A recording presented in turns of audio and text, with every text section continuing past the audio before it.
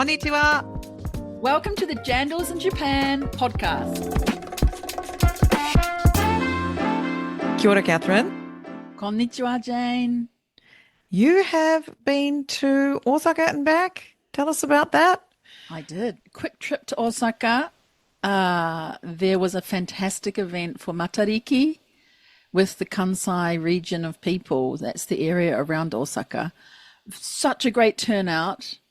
Lots of lovely. I saw the photos. Kansai, so many people there. Lots of lovely Kansai people, and the embassy and NZTE turned out in strength from Tokyo to support it. Fantastic food, like meat pies. Oh, nice. Very nice. Lamingtons, I didn't get to, but Marty sauce? no, it wasn't any Marty sauce. No. That was, subject of some discussion actually Oh. amongst the Kiwis. But it was fantastic to be back down there. I remember living in Osaka and having lots of events with the embassy or with the consular general there, and thinking about how long it's been since they actually had an event. But it was so good and lovely to see and hear people from Kansai really welcoming. Also, lots of people listening to this podcast, Jane. Wow. In Kansai area who I never Nice. knew. Someone tapped me on the shoulder and said, "Oh, my uncle's listening to your podcast regularly, and now I am too." And he was a young, perhaps in his early 20s. And I was like, yes, way to go. Then I had Who's to ask your him, uncle? Who's your uncle? Found out who that was. And fun. just here and there, people saying that they had heard the podcast or heard of it, but hadn't quite tapped in. A couple of potential guests also were there with amazing stories. So looking forward to bringing a bit of the Kansai Nice. region into the podcast a bit later. Also went to the expo. Of course, as everyone knows, New Zealand's not got a pavilion there this year, but it was amazing to see how they've laid it out. I think for me, the highlight was the wooden structure, the largest wooden structure in the world, which is the circle ring around the whole of the expo site. It's pretty hot. There's not a lot of shade. So if you are coming to Japan to go to the expo or have a little look around, do make sure that you've got covering, slip, slop, slap. The old good Kiwi Sun saying. umbrellas. Umbrella. Yeah. Keep yourself protected and try and take it easy. Don't try and put in too much into the day. Have a bit more of a relaxed look around there. And then also go into Osaka. We found a couple of bars that are supporting the NZTE Take a Glass of New Zealand campaign. And there were a couple of those places we went to that had New Zealand wine on their bars, and you can join that competition. So, yeah, have fun there. And I certainly had fun. Came back quite tired, I have to say, but really loved being back down in Kansai. I lived there 4 years in my earlier life. It was Yes. a lot of fun. How long since you've been to Kansai?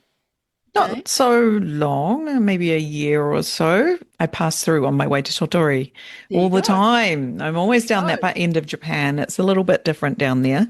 Exactly. Well, I think we should probably introduce this episode because it's with Elizabeth from Antipodes.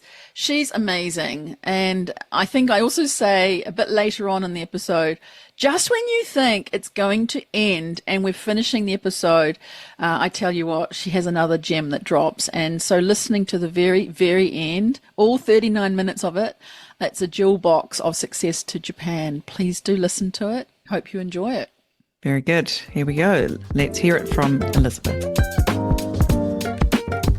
Kia ora, Elizabeth. Welcome to the Jandals in Japan podcast. Great to have you on the show today. Kia ora, and thank you for having me.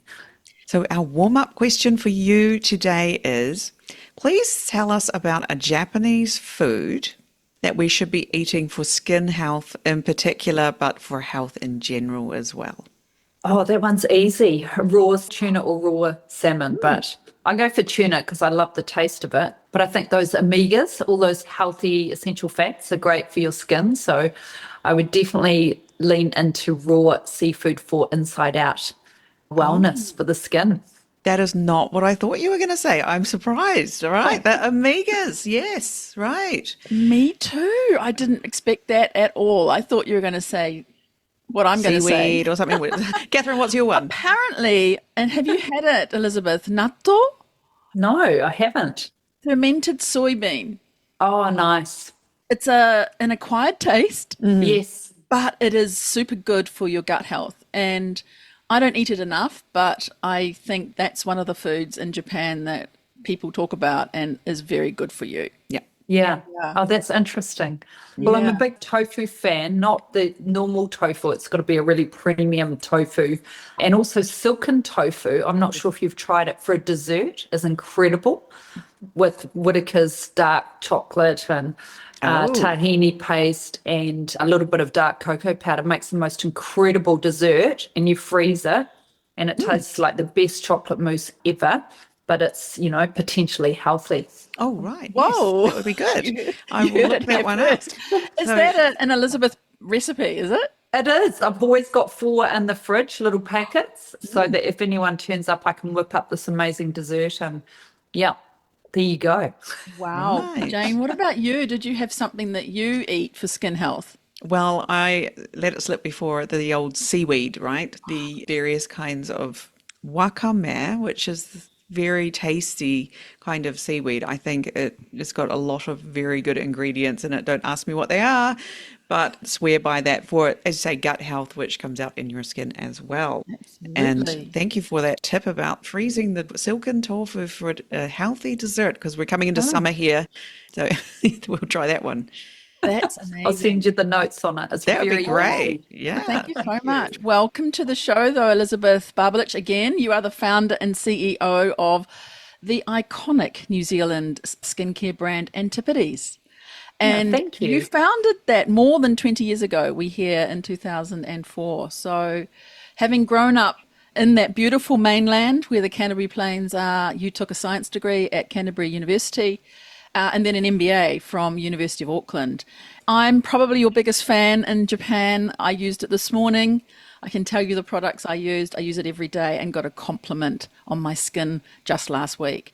So we're excited to Wonderful. hear about you and your journey to build Antipodes and then to bring it into this market where you've had a really successful journey here. So first up, your personal journey and your first encounter with Japan.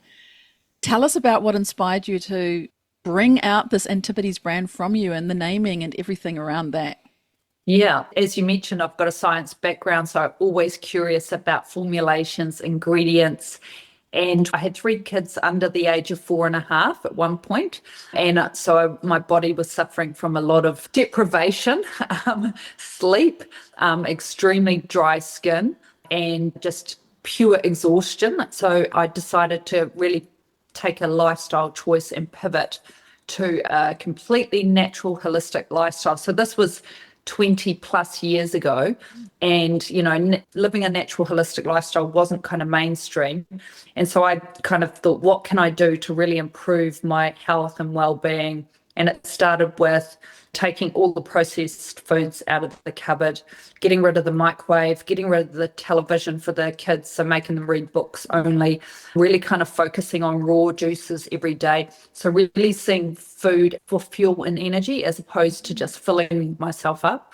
And as part of that journey, I started looking at skincare that was available on firstly the New Zealand market, and there's some really impressive New Zealand brands at the time doing some great things. So I got inspired by that, and we took a family holiday to Europe, and I started looking in detail, doing a lot of desktop research on all the different brands emerging in the natural space and what were they providing from an efficacious viewpoint. So that was kind of, I guess, the genesis for the journey. And it really was 2 years of developing the first 7 products to get to the market and hoping like hell someone would buy a product. But I'm a big planner and I like to plan incredibly thoroughly. And I think if you plan and you research and you really understand what the market opportunities are, then you can execute a lot more easily. That being said, it was never an overnight success. There was no Instagram or TikTok or anything when I launched the brand. So it was really step by step, store by store, customer by customer, and really laying down a foundation for a brand that would be here for generations, not just a fly by nighter brand. From my perspective, I wasn't out to make money out of this business. There's definitely better ways to do it. It was really a purpose and a passion for me. But that's a lot of investment of time, 2 years working out not even one or two, but 7 products. Yes. Were you talking to people around that time? Were you telling them what you were doing? How were you doing that first couple of years and developing those products and getting the word out that you were onto this thing that you are going to be launching? Well, I kept a reasonably close shop. So I spoke to experts in, I guess you could say, the beauty industry, contacts that I had, people who were pharmacists, for example.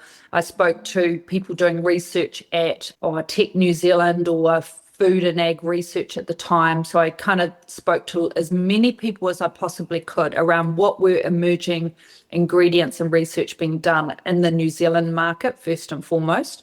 And a lot of people were curious, never thought I'd get a brand onto the market, but were more than happy to share their time, and energy. And that's why I love to mentor young people nowadays, because they need to be knocked into shape first and foremost. But I had people who were very generous with their time. So that really kind of helped me get the brand onto the market. And one other thing which was super interesting is I wanted to create a brand with a signature wallpaper pattern, which was New Zealand nature. I wanted to be like the organic version of Aesop, which was very polarizing. And 99% of the people who I showed the pattern to said, absolutely, this will never work. You have to be minimal, tiny lettering, white packaging. For me, like, I'm a calculated risk taker. For me, that was fantastic, because I thought no one has done this and I can do it, because I'm really going on to the spectrum of being an outlier and how I'm presenting the brand to the world. Either it will work and be really successful, or, it just won't stick. So there was a lot of consideration from me around shelf presence, standing out, saying I was natural. Yeah, that was kind of the starting point. But it took years and years and years to really tell the story of the Antipodes brand to retailers and get their love and devotion almost like it was their own brand. And I think that is key to the success of the business now, 20 years down the track. Like it was their own brand, so that they felt like they owned it and it was Yes. part of them, Yeah. and that encouraged them to sell. Is that right? Yes, I think they understood that. I spent a lot of time with retail staff across like Kirkcaldy's and Wellington, health stores, staff working in farmers, because I really recognise they are the people at the cold front, right, talking to customers. So they needed to understand the brand, be respected in their efforts to do that. And I did a lot of like feedback loops from our retailers over the first 10 years. So product development would often come from their feedback. And so they felt like they were part of the journey. Even now we have retailer breakfast training events. We're running 8. I don't get too involved in them, but the team are running 8 across New Zealand soon. And we get around 400 retail staff turning up. It's fantastic, because they're part of the business. That's the way I see it. They're fundamental too. You can pay an influencer if you're that way inclined, or you can pay for a TikTok boost, but really these people are at the coalface. Someone's coming in with their $50 or $100. How do they choose? And often these retail staff can help them make informed choices. So it's great. Yeah. So at what point did you decide I'm going overseas? I'm going to go to Japan. Yes. Well, I wanted to go and export within the first year of business. And I remember a woman, her name was also Elizabeth, who worked for New Zealand Trade and Enterprise, who said, get your home market right. You're not ready to export, which I thought was nonsense. But I took a step back and then realised actually I wasn't ready to export. I hadn't considered all the regulatory considerations for different markets. And I wanted to get into the French market very quickly. And so took a step back and really focused on the New Zealand market and learnt a lot. And I think New Zealand consumers are quite forgiving as well. They'll kind of help a brand along. So there wasn't kind of any definitive point to go into different export markets. It was as key opportunities arose through distributors in that first kind of period of the business. So was France first? Is that where you went overseas first, or was Yes, Japan somewhere? yes. Where was Japan in the lineup? Japan was only about 4 years ago, so relatively recent, being a highly considered market from a consumption point of view, extremely difficult to get into and to get a distribution partner, high regulatory standards, for me, I just love the challenge of that kind of market. And it's also, they don't have a large scope of international offerings because not in the niche sector, because it is so hard to penetrate the market and there's so much effort and time and cost involved. But once you're in there, you can kind of get that slow incremental build. And so you found a partner. It looks like it's Cosme Kitchen that you're working with. Yeah, so Cosme Kitchen are a retail channel and they have around 80 stores. And then we have a distribution partner called Kawabe. So they're our partner to kind of access or open the door into Japan. You really can't sell direct into the Japanese market. And we had another couple of partners before Kawabe. So we were quite lucky that we were able to switch partners because that doesn't often happen in the Japanese marketplace. And Kawabe do some quite high-end brands in terms of fragrance brands, and they own Paul Smith, you know, the UK fashion designer. They bought that business from him. I think 100% they've bought that out. But anyway, so they understood fashion, cosmetics, and they understood the sector and being high profile. So that was a real key for us to access Cosme Kitchen. Cosme Kitchen is like Whole Foods. It's just a miniature Whole Foods with hair, skin, and body products. And they are extremely particular about every single ingredient you use, every claim you make, everything you do, everything. Catherine, you've been to a few Cosme Kitchens, right? I have. There's always foot traffic in there. The staff know the products. And I just love peeking around in there. I always know to go to whatever New Zealand brand I can find in that store, but they are beautifully displayed. They really do their work well. Yeah, and they've got a charm about them, like a farmer's market kind of charm at the same time. So they've managed to hold on to that.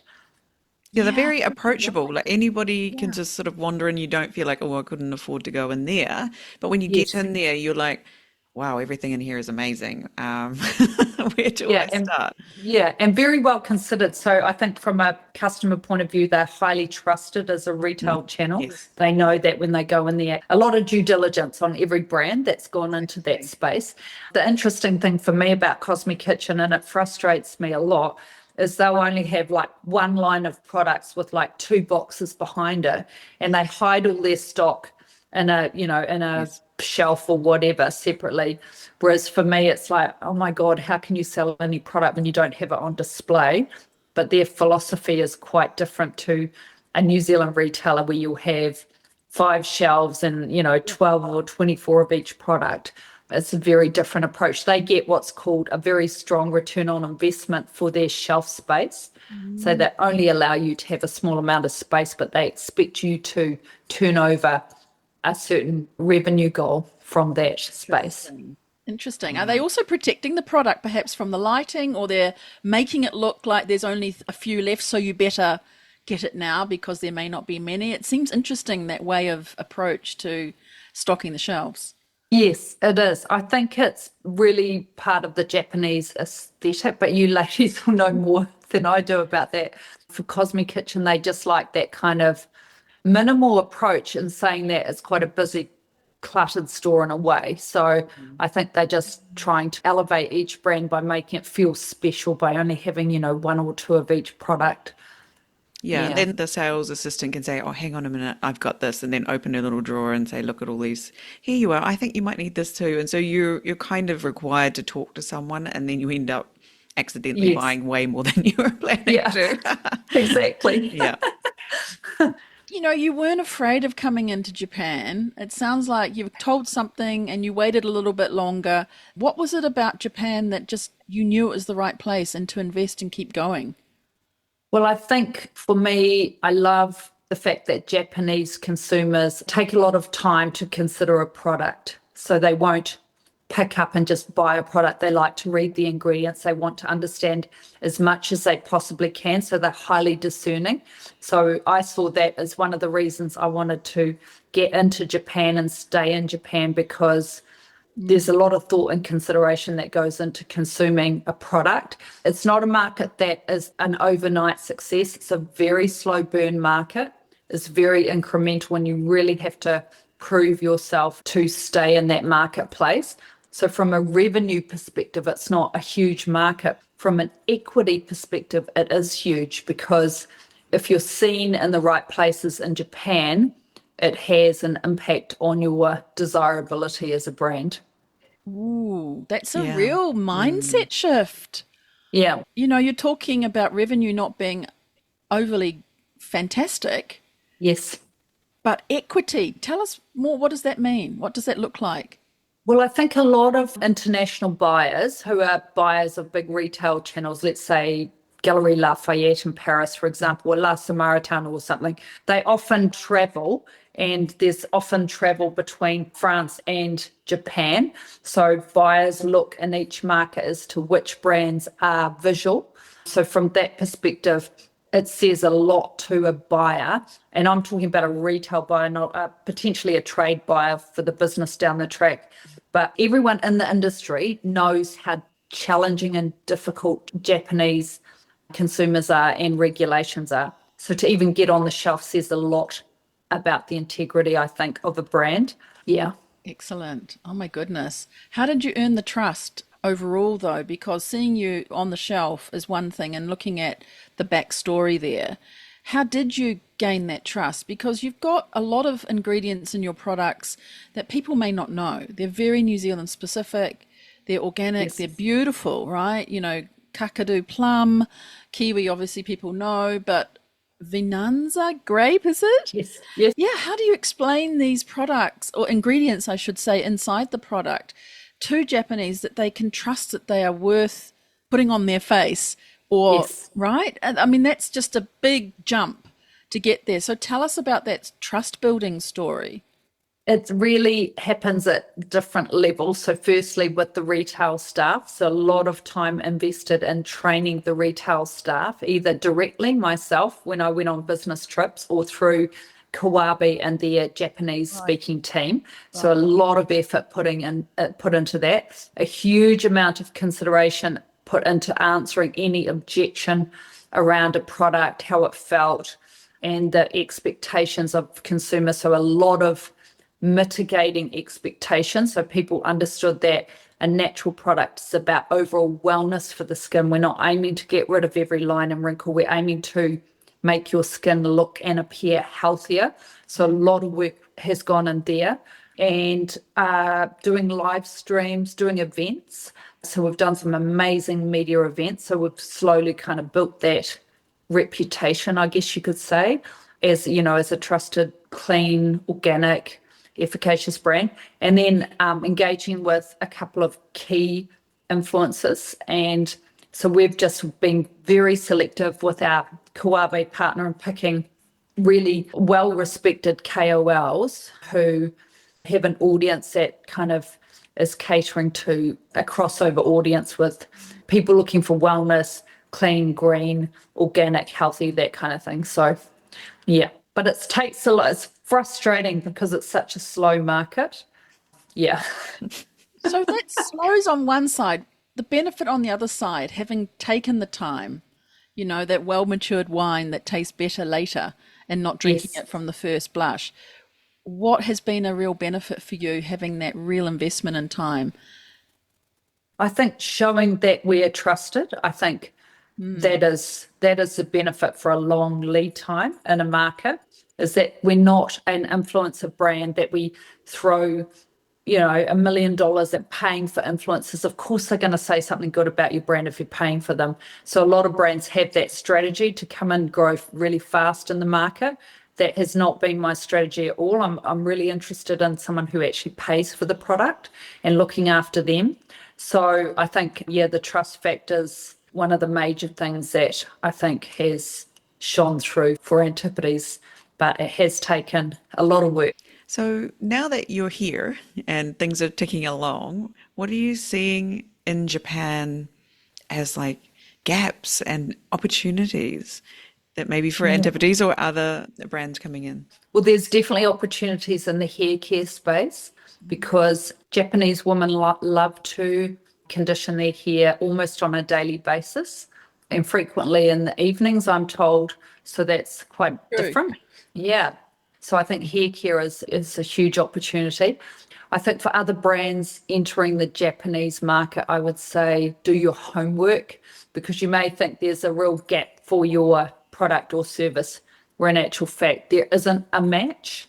Yeah, it's hard to predict what the opportunities would be for other brands. I don't really see any protein powders or kind of wellness supplements from New Zealand in Japan, but it may be because they would be subject to additional regulatory testing, which is simply too hard to achieve.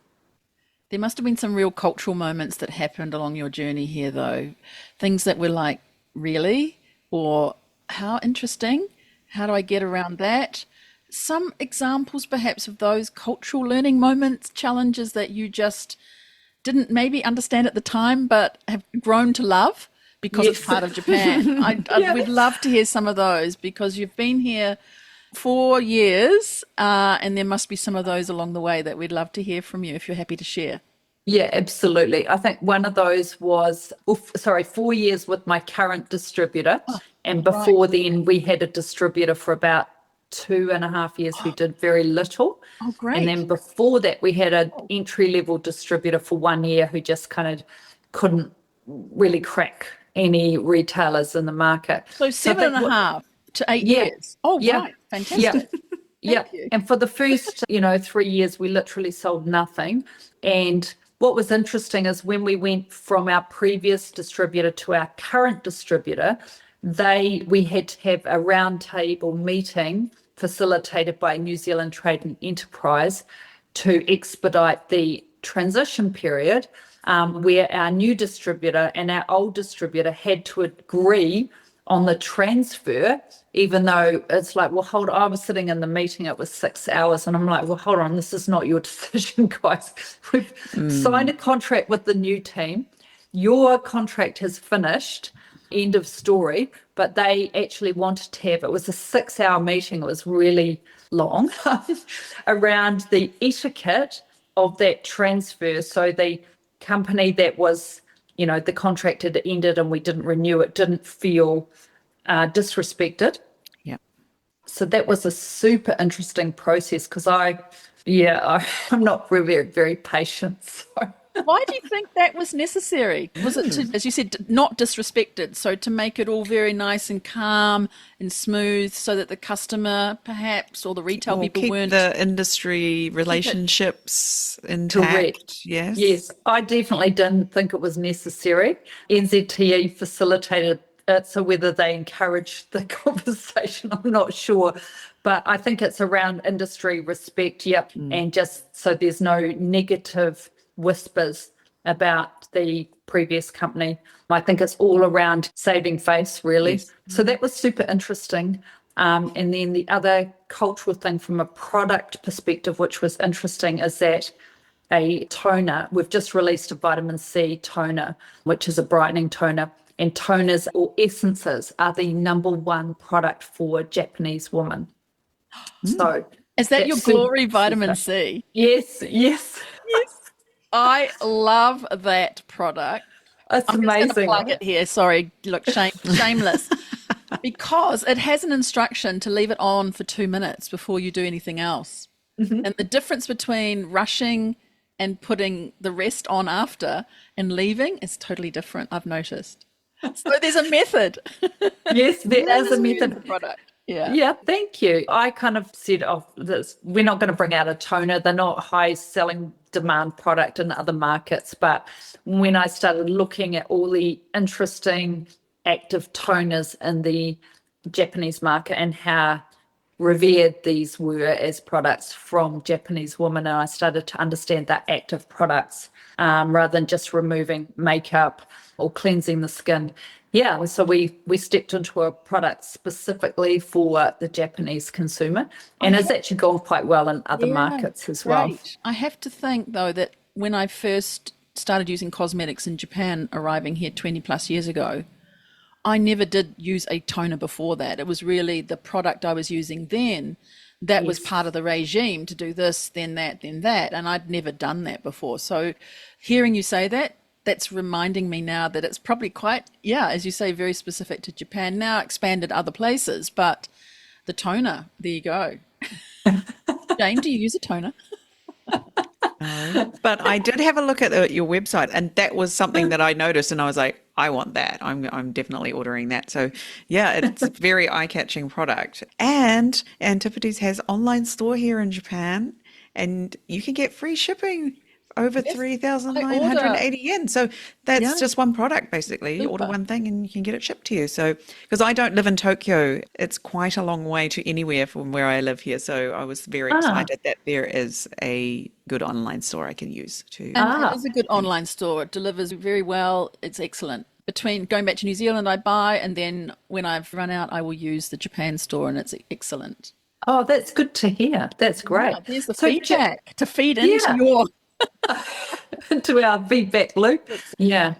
I guess that Relapse. was one of the things that attracted me to the Japanese market is the similarities between Japan and New Zealand, like geographic similarities of, a long country and surrounded by water and mountainous and some real crossovers in terms of outdoor pursuits.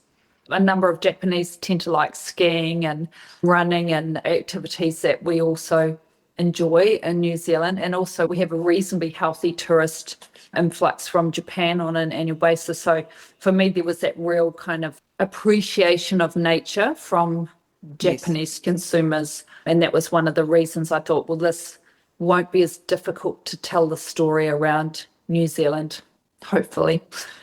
Yeah, and how has that been? Has it been really easy though, do you think? Have you been able to tell a story and seen whoever's translating for you translate it so well that the people are understanding it, that you're sharing that with your retail people, your distributor? Have you seen the heads nodding and the understanding there now? Yes, Yeah. yes. And I think, it's an aspirational travel destination for a lot of Japanese people, I think. And they definitely can visualize, when you talk Mm, about nature and the landscape and everything, there's that real understanding. And our distributor has been over to New Zealand quite a number of times, and we've yeah. hosted them and done some amazing things. And we're actually bringing a big KOL over in about a month's time. He's just dropping in for a couple of days, believe it or not. Uh, so I think there's this real respect for New Zealand nature. Mm, And yeah, that helps open the door to the storytelling. excellent. Well, for New Zealand businesses who are listening to this and thinking about you and what you've done and managed to do in this slow burn market, what would be your top piece of advice to make them feel Japan is less hard? Or maybe it's actually going to be hard, but go for it. What would your advice be? My advice would be do a lot of due diligence around the sector, your competition, and whether you actually feel you have a very unique perspective to bring to the market. Don't bring a Me Too product into Japan. Be patient. An overnight success in Japan is really 10 years. Be very patient and try and understand the value of the market is not necessarily revenue straight off the bat. It might be other considerations like the way I've approached the Japanese market and try and enjoy it. It's quite fun. I don't know that anyone said that before. Yeah. No, we Enjoy it. haven't had, it's quite fun. Well, it's definitely an intellectual market from a regulations perspective, and they want to understand all the material data, safety sheets, and the percentages within an ingredient like avocado oil. They want to understand the profile of your vitamins, your essential fats, your gluten, your UVA filters. They really get very granular on things, and they won't accept something unless it's very transparent, which I like. I love that. It's like they really want to understand what's in their product. So it's very demanding from that perspective. So if you've set up a brand which is based on an ethos of you've put together something that you believe is top line and you've done it very thoroughly, Japan might be a nice market to consider, but it's not a market where you cut corners or you kind of pull the wool over anyone that's very discerning.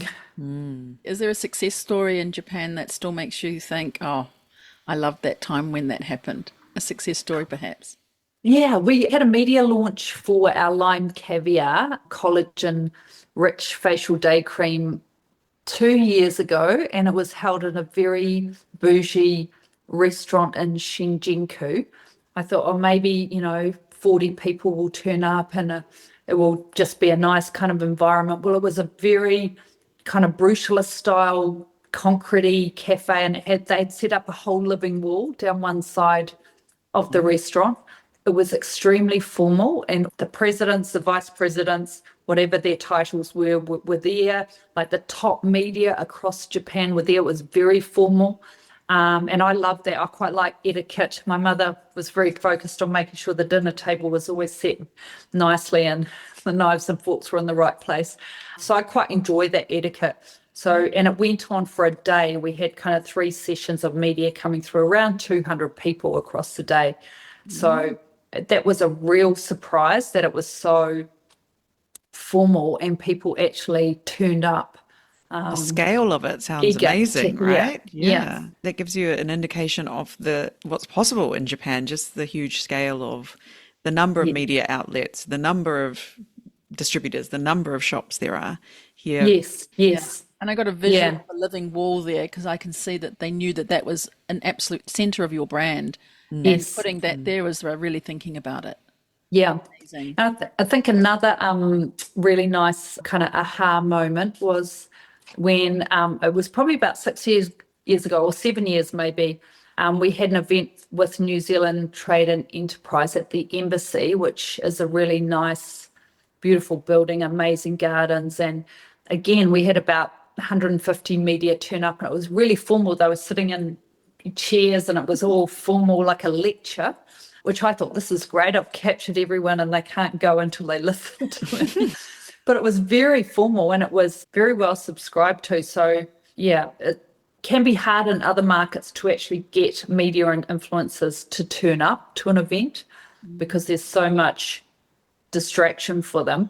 But I think in Japan, if you do get into that market and the audience takes you seriously, they will show a lot of respect towards the business, and there's an interest for women in business as well, I've found in Japan, which is really nice. Tell us more about that. With the interactions I've had is that it does not appear that as many, women are climbing the ladder as quickly or prominently as, let's say, New Zealand or perhaps Australia. And, there are a lot of massive companies that own a lot of subsidiaries. So I guess dominated by men, potentially. And so you interacting over there, how does that go? Is it? They love it. Yeah. And They're very excited. Also, I'm finding the same in China now as well. Like women in businesses, there's a lot of flag flying for that.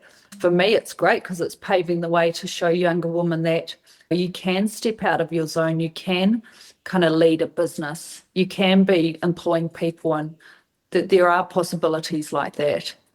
That's brilliant. When you were talking before about the formality of things, I think we lose that a little bit when we're Kiwis selling in a Yes. market. And Jane, you'll remember when we had David Downs on from New Zealand Story, he talked about that being quite an Achilles heel for New Zealanders, that we go in a bit too casually. And I love that you've brought out this formality, because I don't think it's stressed enough that Japan is really, they do enjoy things and have lots of fun, but in business, there is the formality. So Yes. it seems like you're talking about that, and also bringing out that female business people are respected here in Japan too, which I think are really 2 great points there. Yes. I like formality in business, full stop. So for my team, we have a real focus on etiquette for any business meeting, whether we're meeting Chemist Warehouse buyers in New Zealand versus, La Samaritana in Paris. It's like, this is their time you're taking up. So make sure that you're ready. Everything's good to go. You are not wasting anyone's time. You've set an agenda before you even turn up. So everyone's in agreement with what will be spoken about. And I think that's one of the keys to the brand being able to get into some of these stores. We don't kind of talk about the weather. We just like straight into this is the objective of the meeting, and let's just step through everything and have some agreed dialogue at the end. And I kind of like that. I like the style of running meetings like that. So I've drilled it into my teams. That's a perfect match for here, right? There's not a lot of how's the weather? Maybe later That's on it. drinks. Yeah.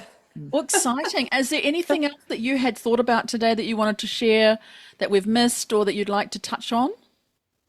Well, it's always surprising what New Zealand brands are in Japan. So I know Les Mills are developing their fitness programs through gyms in Japan, which I was really pleasantly surprised about, that there was such an appetite for going to a gym firstly, and then, an interest in New Zealand fitness programs. So I thought that was super cool.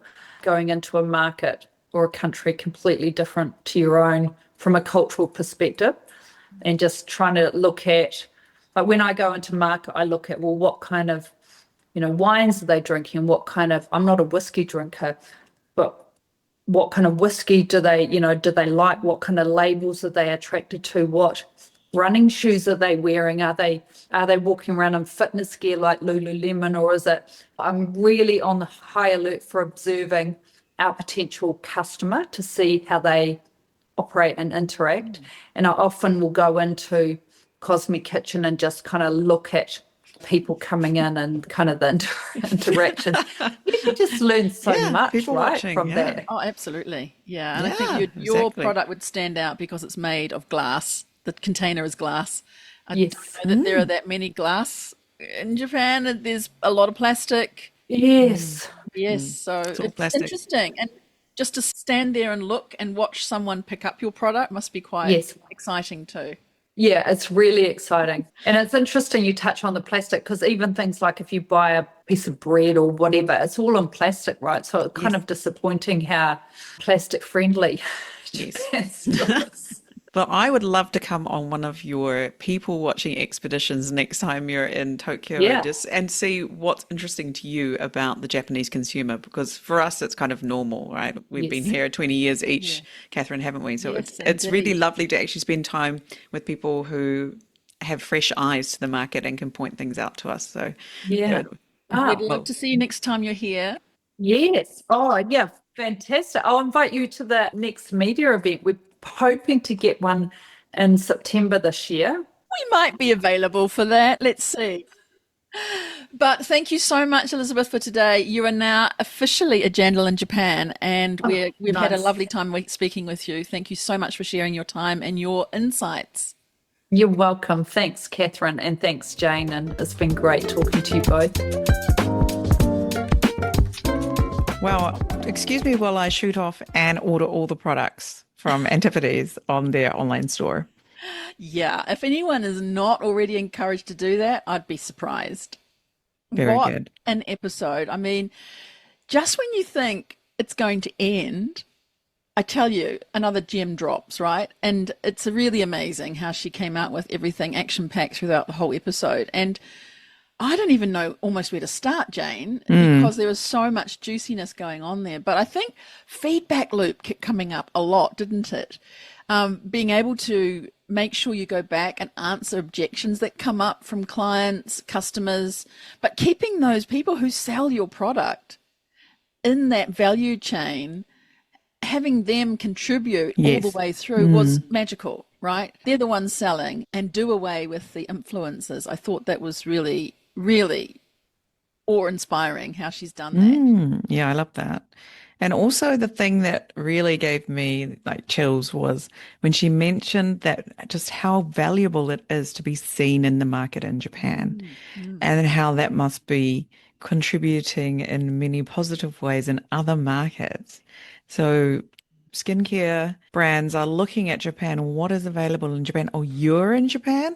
Wow, you must be good. How did you get there? We want you over here. I imagine the sort of the aura, yeah, it really translates to other countries as well. And that's the benefit of doing the work to get into Japan is Oh, have it translate absolutely. into other markets. Woohoo. Great point, because she did mention that a lot. I wrote down some of her words: slow burn, right? Incremental market. Take people here, take time to consider before they buy. They're highly discerning, a lot of thought and consideration. And I think sometimes when we're coming into a market, it's been sweet as in the home market, but we don't think about how actually quite difficult it is here. But the rewards are just full of bounty for us, right? If we stick at it and get over those challenges. I thought that was awesome. Also, she gave out a couple of hints on gaps where she sees them in the market. But what I picked up from what she said was this word assumption. And that was like, if you are back home and you think a product works really well in New Zealand, it's going to automatically work here. And that's not the case. And the other assumption she brought out was that around hair care, when she said, people don't really understand how Japanese wash their hair every night here. Yeah, not every morning. No, every night. Every and we night. Might think, oh, well, people are just the same in their regimes of when they do their hair washing or skincare. But no, Japan is different. And I remember when we had homestays come to our house, and Mum and Dad were like, what is this thing about the showers at night and washing hair and this whole regime? But it's how they do it, right? And so thinking about, we can just do the market the same here when we come in, right? The way that we do New Zealand, washing our hair in the morning in the shower quickly. And so, she was talking about conditioning, but she didn't mention the hair reset that needs to happen in the morning, right? Because you've got flat hair, right? Because you washed it last night, and then you've gone to bed and you've got the flat bit on, you know how that happens, right? And you do not want to wash my hair at night. Yeah, me neither. So this is why I don't wash my hair at night. But if you've got long Japanese hair, maybe it's not so bad, but you do end up with a flat bit, and you do need to reset your hair in the morning. And so you do need to use reset water or something to deal with the morning version of, So there's something that probably most people didn't know. No, and there are a lot of reset products as well. So, And none of them are natural. Or not assuming our customs are the same everywhere else, because things are different here. And I think, Elizabeth did talk about observing. She loves to observe her potential customer. What are they buying? What are they doing? And I thought that was just fantastic. That was just jam-packed of amazing tips. Thank you so much, Elizabeth. Thank you, Elizabeth. So good. And thank you to NZTE as well, and our friends there for all their help.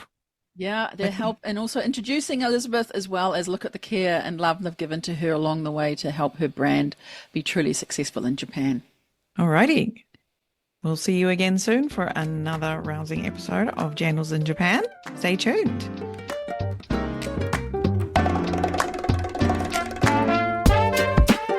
Thanks for listening. Make sure you check out our guests' links in the show notes.